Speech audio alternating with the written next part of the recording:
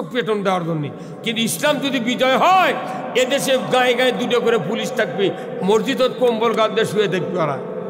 মুয়াজ্জিন আযান দিবি, দুই দিক বাঁশিলে যাবি, বাঁশি বুকে বার করবি, কে বাড়ির মধ্যে কথা শুনি কে বার তুই এই কথা কর। পুলিশের ভয়ে, সরকারের আইনের ভয়ে ওই মসজিদ বিলা দৌড়তে বাধ্য। সরকার নামাজ কায়েম করা লাগবে, কার কথা? সেই নামাজ, আমরা নামাজের কথা দীর্ঘদিন হলো। আমার 47 বছর হচ্ছে বক্তৃতার বয়স। বাপ বক্তৃতা করছে 103 বছর বয়সে মারা গেছে, বাপও করছে কমবে 80 বছর বক্তৃতা। তারপরে কি হচ্ছে? সমাজে নামাজের তুলনায় বেনামাজি। যে মুয়াজ্জিন মসজিদে আযান দেয়, ওনার আযান শুনে গায়ের 6 মানুষ জুম্মাত আসে, অথচ ওনার একটা বেটা জুম্মাত যায় না। তাহলে কি লাভ হলো? কি লাভ হলো? আযান দিয়া, বক্তৃতা দিয়া, হাত ধরে পাও ধরে নামাজ কায়েম হবে না। নামাজ কায়েম হবে সরকারের আইনে, কার কথা? আমার ভাইয়েরা, যদি নামাজি হয় আপনার একটা সন্তান, এই নামাজি সন্তান বাবার কবরের পাশে গিয়া যদি একবার সূরা ফাতিহা, 3 বার বিসমিল্লাহ সহ সূরা ইখলাস তেলাওয়াত করে আল্লাহর দরবারে হাত তুলে দোয়া করে, নবীজি বলেছেন 3 বার বিসমিল্লাহ সহ সূরা ইখলাস দুনিয়ার কোন ইমানদার যদি তেলাওয়াত করে, সাথে সাথে আল্লাহ তাআলা ওই মানুষের আমলনামায় 30 পারা কোরআনের সওয়াব দিয়ে দেয়। নবীজি বলেছেন, এমন নেককার সন্তান যদি মা বাবার কবরের পাশে গিয়া হাত তুলে দোয়া করে, রব্বির হামহুমা কামা রব্বায়ানি সগীরা, আমার রাসূল বলেছেন ওই সন্তানের একটা দোয়ার বরকতে আল্লাহ তাআলা ওই পিতামাতার কবরের আযাব 40 দিনের জন্য মাফ করে দেয়। তাহলে বেটা ভাইস্তা নামাজি হলে লাভ না লস? তাহলে এই নামাজি বানানোর জন্য আমাকে যে সরকার নামাজ কায়েম করবি, এই সরকার বানাতে হবে। এখন আপনি যদি সেই সরকার না বানিয়ে তালবাজি মারেন, সে কথাও খুতবা প্রতি শুক্রবারে আপনারা শুনতেছেন। প্রতি শুক্রবারে ইমামরা এই খুতবা পড়ে, দেখবেন আপনারা আগামী শুক্রবার স্ট্রিক্টলি শুনবেন। ওই খুতবাতুল হাকামে আছে, ওয়াসুলতানু জিল্লুল্লাহি ফিল আরদি মান আহানা সুলতানাল্লাহি ফিল আরদি আহানাহুল্লাহ। আমার রাসূলের হাদিস, এত বড় জটিল হাদিস খুতবাতে তেলাওয়াত করে আমাদের শ্রদ্ধাভাজন ইমাম সাহেবরা, আমরা তেলাওয়াত করি। আমার নবী বলেছেন, ন্যায়পরায়ণ শাসক আল্লাহর ছায়া সদৃশ্য। এই ন্যায়পরায়ণ শাসক, কোরআনের শাসন ছাড়া ন্যায়পরায়ণ শাসক কোনোদিন জমিনে কায়েম হবে না। তুই বলুন ঠিক কিনা? আমার ভাইয়েরা, ন্যায়পরায়ণ শাসক আল্লাহর ছায়া সদৃশ্য। যে বাজাহারা ন্যায়পরায়ণ শাসক কায়েমের বিরোধিতা করবে, আমার রাসূল বলেছেন সে যেন আল্লাহর বিরোধিতা করলো। ন্যায়পরায়ণ শাসক কায়েম করবার চালি হাজার হাজার বিরোধিতা করে, কিন্তু এইবার এসে বিরোধিতা মেলা কমে গেছে। এই কথা কন না কা? এইবার একটা কিছু হবি, কথা কন না কা? এবার হবি ইনশাআল্লাহ। আল্লাহ মদদ দিচ্ছে মানুষের অন্তরে, আল্লাহ মানুষকে জান্নাতে ঢুকানোর জন্য ব্যবস্থা করে দিচ্ছে। আল্লাহু আকবার। আমার ভাইয়েরা, নামাজ কায়েম করতে গেলে ইসলামী সরকার দরকার, সুদ হারাম করতে গেলে ইসলামী সরকার দরকার, জুয়া বন্ধ করতে গেলে ইসলামী সরকার দরকার, জেনা বন্ধ করতে গেলে ইসলামী সরকার দরকার, চুরি বন্ধ করতে গেলে ইসলামী সরকার দরকার। বলুন তো কথা ঠিক কিনা? তাহলে যে সরকার যেটা বন্ধ করবে, ওই সরকার কায়েম না করলে পৃথিবীর জমিনে বক্তৃতা দেয়া দুনিয়া ভালো হবে। আপনাকে এদিক জমি ধান লাগায় ভাই, লাগান। আচ্ছা, ইরি লাগানোর পর কয়দিন পর, আমন লাগানোর পর কয়দিন পর রিপিট দেওয়া লাগে 5-7। হ্যাঁ, সাহস করে কর না কেন? আমরা কৃষক না? তাহলে 5-7 দিনের মধ্যে রিপিট দেওয়া লাগবে। যদি মাথা রিপিট দিতে দেরি হয়, দেখবেন পরলের মাথা লেছে, তাহলে ও কি আবার ভিনিশ করার জন্য পাতা আছে, তরল আর পাতা মিক্স করে দিলে ওর মাথা গলে ফেলে দেবে। এখন একটা লোক কথা না, বা আমি তখন তুমি যখন রিপিটও দাওনি, পাতাও দাওনি, তাহলে ওগুলো মানে দিয়ে লাভ কি? তুমি এক কাজ করো, প্রতি 15 দিন পর পর 10 কেজি করে ইউরিয়া ওই 1 বিঘা জমি দিয়ে দেবে, তোমার কোনো টেনশন নেই, সেই সময় সেই দান হবে। আচ্ছা 3 মাস পর যখন ধান পাকিচ্ছে, কাটবার গেলে ওই জমিত কি ধান পাবি না ঘাস পাবি? হ্যাঁ, তে আমাকে দেশত হচ্ছে কি 17টা প্রধানমন্ত্রী গেছে, একটা সরকার নামাজ কায়েম করেনি, সুদ হারাম করেনি, চুরি বন্ধ করেনি, জানা বন্ধ করেনি, ঘুষ বন্ধ করেনি, মদ বন্ধ করেনি, লটারি বন্ধ করেনি, অন্যায় দুর্নীতি কিছু বন্ধ করেনি।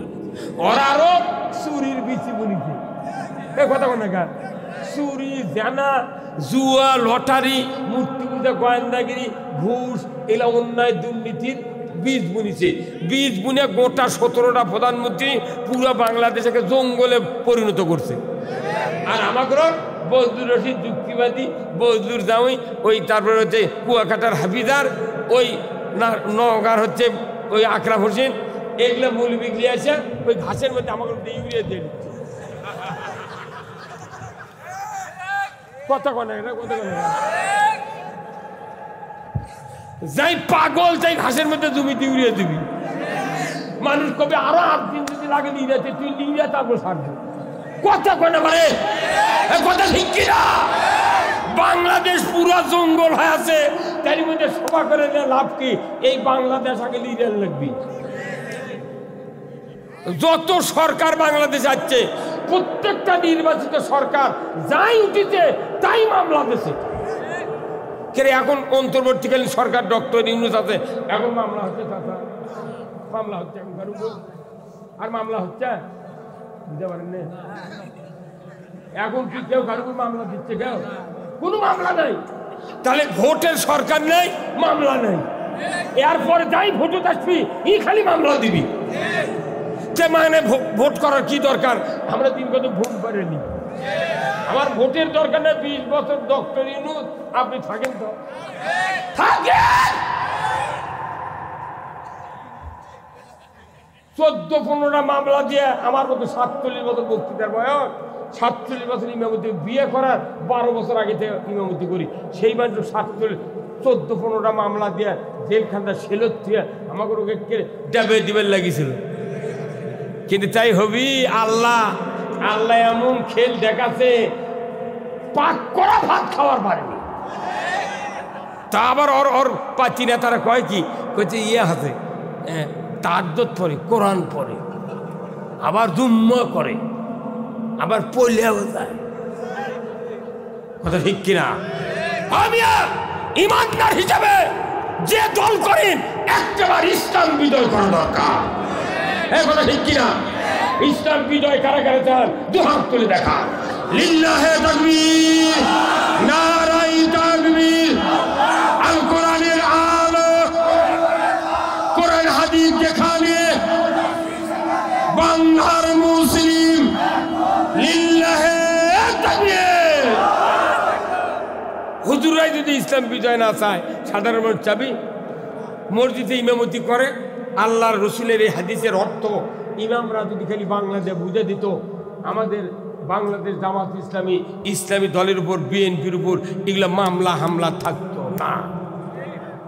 কিন্তু মসজিদ তো আসল কথা কয় না, ওরাই মোতাল্লির ভয়ে চুপ করে থাকে।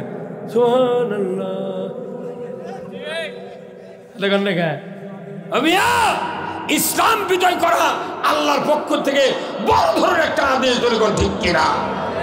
আমার ভাইয়েরা, আল্লাহ রাব্বুল আলামিন কোরআনুল কারীমে বলছেন, ইন্নাদ-দীনা ইনদাল্লাহিল ইসলাম। ইসলাম নামক জীবন ব্যবস্থা আল্লাহর কাছে প্রিয়।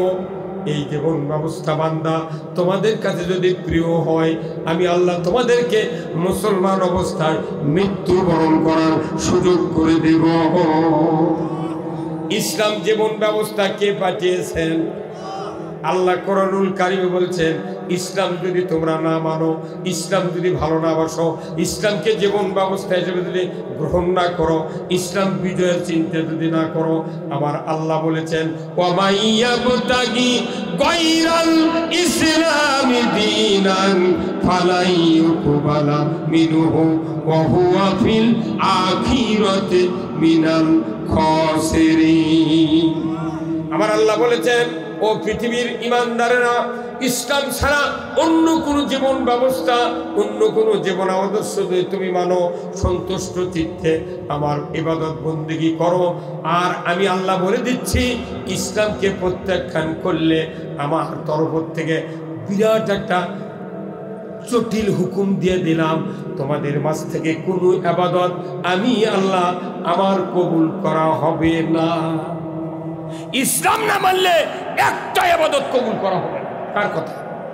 তাহলে সব বাদ দিয়ে ইবাদত কবুলের জন্য ইসলাম বিজয় করা লাগবে। কিন্তু আমাদের দেশে মসজিদ কায়েম আর তো মাদ্রাসা কায়েম, মধ্যে সম্বন্ধে ইসলাম গুদ কথার কোন জায়গায়। রসুল্লাহ যে মসজিদে ইমামতি করেছেন সেই মসজিদে নববীতে আজও কিয়ামত পর্যন্ত 1 রাকাত নামাজ পড়লে 50,000 রাকাতের সওয়াব। কারণ কি? ওই মসজিদ থেকে রসুল্লাহ নামাজ কায়েম করেছেন, চুরি বন্ধ করেছেন, জেনা বন্ধ করেছেন, ঘুষ বন্ধ করেছেন, দুর্নীতি, লটারি, মূর্তি পূজা, অন্যায় অপকর্ম সব বন্ধ করে ন্যায় চালু করেছেন। ওই রসুলের এই মসজিদটা ছিল সংসদ ভবন, কথা ঠিক কিনা?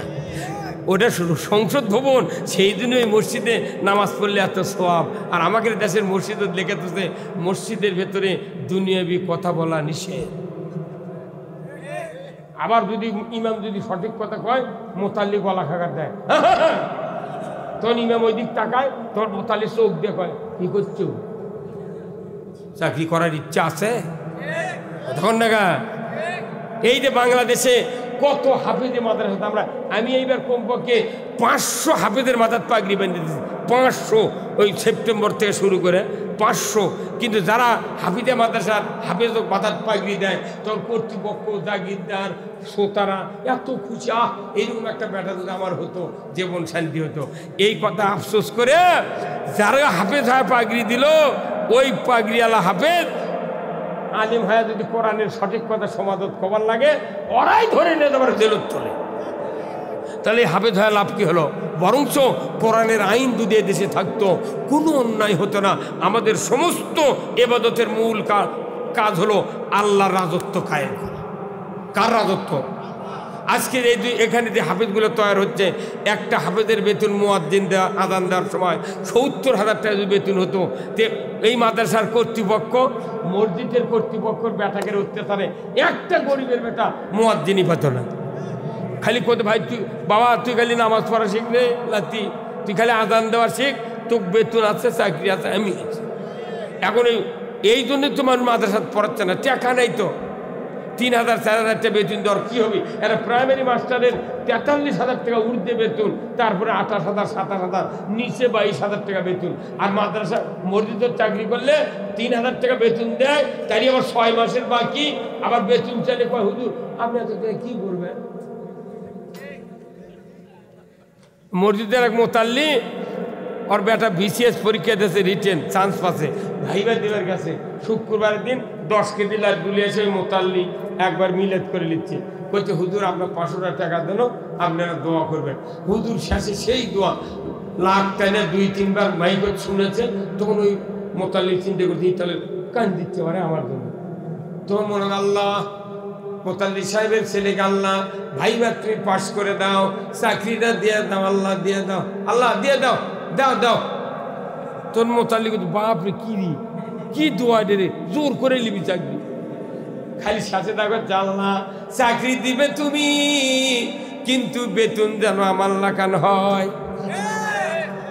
তখন মোতাল্লি ধরে হাত ধরছে, এই হুজুর তোমার লাগান বেতন, তুমি জানো কয় লাখ টাকা লেগেছে লেখাপড়া শিখেতে? কোথা কে লেখাপড়া শেখ? আপনি তো তামানদিনী কন যে হুজুরের আপনার বেতনের বরকত বেশি, যে বরকত খেলে আমার বাড়িতে থাকবি কে? আপনার বাড়িতে দিচ্ছি। 3,000 কথা ওর মাথা ঘুরে গেছে।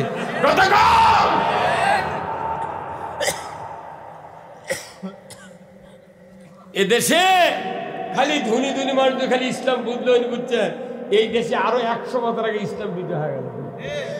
এই ধনী মানুষগুলো আল্লাহ তুই শক্তি দিতেছে, ওনাদের গায়ের 12 লোক ওনাদের সাপোর্ট। আর গরিব মানুষ যদি ইসলামের কথা কয়, ও কি সকলে পেটি, এই তোগুলো কে পরামর্শ দিল, বুধু মারতে বার করে দে তোরা।